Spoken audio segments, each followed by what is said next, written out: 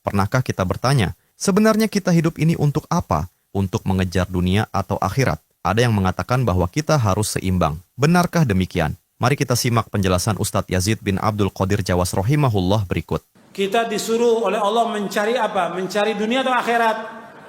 Wabtagi fima ataqallahu daral akhirah wala tansa nasibaka minad dunia. Kamu cari apa yang Allah sediakan buat kamu di akhirat. Jangan lupakan dunia. Arti dunia jangan lupakan. Tetap kita wajib mencari nafkah. Wajib kita untuk memberikan nafkah kepada orang tua kita, istri kita, anak kita. Wajib dan nafkah. Nggak boleh kita bergantung pada orang lain. Nggak boleh minta-minta. Hukumnya haram minta-minta itu. Tapi sekedarnya aja. Bagaimana kita menegakkan ibadah kepada Allah, melaksanakan ketaatan kepada Allah. Tetap kita terus menuntut ilmu dan juga melakukan amal-amal soleh. Yang harus maksimal di sini apa kita? Dunia atau akhirat? Yang harus maksimal adalah akhirat. Kita kadang-kadang dalam kerjaan kita harus maksimal. Yang maksimal apa? Yang maksimal apa mereka? Dunia. Akhirat nggak maksimal.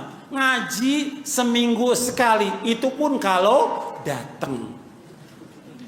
Kalau datang pun kalau nggak tidur. Mereka kalau kita lihat juga yang ashabu dunia selalu ngomong begini. Kan kita jangan akhirat melulu, kita kan harus seimbang. Kata mereka gini, ini setan. Ucapan ini dibisikkan oleh setan, dibisikkan. Kata dia, kan kita cukup ngaji seminggu sekali. Kita kan juga hidup di dunia. Kita kan wajib memberikan nafkah segala macam. Betul. Kita kerja. Kata mereka keluar deh kalimat, kita harus seimbang. Nah, kalau mau seimbang, kita tanya jujur, kamu kerja berapa jam dalam sehari? 8 jam. Kalau 8 jam, kalau mau seimbang, ngaji juga 8 jam mestinya. Itu baru seimbang. Ternyata kan gak seimbang. Ngajinya seminggu sekali, itu pun kalau datang. Kalau nggak tidur, kalau nggak terlambat. Jadi kalau seimbang, mesti kalau 8 jam kerja, mestinya 8 jam ngaji. 1 jam buat sholat, 10 menit sholatnya. Satu sholat. Tapi kelihatannya sholatnya cepet mereka ini. Nggak ada tumanina sama sekali. Ini ashabu dunia ini. Nggak ada tumanina. Rukunya, sujudnya nggak ada tumanina. Kemudian baca Quran. Baru selembar, udah ngantuk matanya. Baru selembar. Selembar itu sampai nggak 1 jam? Nggak sampai, cuma 5 menit baca Qurannya. Mesti adil mereka kalau seimbang baca Quran 1 jam dong. Kemudian lagi yang lain, ngaji, nuntut ilmu. Kemudian juga yang lain lagi, amal-amal soleh yang lain. Harus seimbang 8 jam mestinya. Tidur 8 jam. Tapi kenyataan mereka nggak seimbang. Jadi dibisikkan oleh setan harus seimbang. Kemudian dibawakan lagi oleh mereka apa? Hadis yang maudhu. Ada yang palsu. Mungkin nanti ada pertanyaan yang begitu.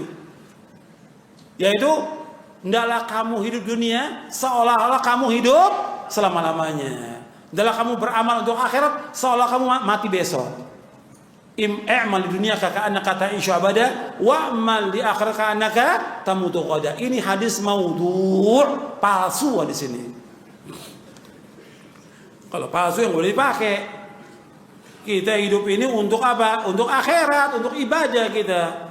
Kita semua ingin masuk sorga. Itu harus kita ingat tuh seumur hidup kita. Dan kita ajarkan istri kita, anak kita, bahwa kita hidup untuk masuk sorga, bukan dunia. Dan itu yang ditanamkan oleh Rasulullah SAW kepada para sahabatnya. Dan juga antum lihat ayat Al-Quran. Ayat Al-Quran bisa lihat semuanya. Selalu menganjurkan tentang sorga dan mengancam dari api neraka. Dengan demikian, jelas sudah arah hidup kita harus kemana. Allah memerintahkan kita untuk mengejar akhirat dengan sungguh-sungguh. Dunia jangan dilupakan, nafkah tetap kita cari, tanggung jawab tetap kita tunaikan. Tapi jangan sampai urusan dunia membuat kita lalai dari tujuan utama, surga Allah. Jangan tertipu bisikan setan yang bilang hidup harus seimbang. Kalau kerja 8 jam, ngaji cuma seminggu sekali. Itu bukan seimbang, itu tertipu. Hidup ini bukan untuk dunia, tapi untuk ibadah dan ketaatan kepada Allah. Kita ingin masuk surga, dan itu harus jadi prioritas utama. Mari kita luruskan niat, benahi amal, kuatkan ilmu, dan perbanyak ibadah. Ajak keluarga kita, anak-anak kita, istri kita, untuk sama-sama meniti jalan ke surga. Karena di akhirat nanti, cuman amal soleh yang akan menemani kita. Semoga kita semua termasuk orang-orang yang serius mencari akhirat dan tidak tertipu oleh gemerlap dunia yang hanya sementara. Wallahu a'lam.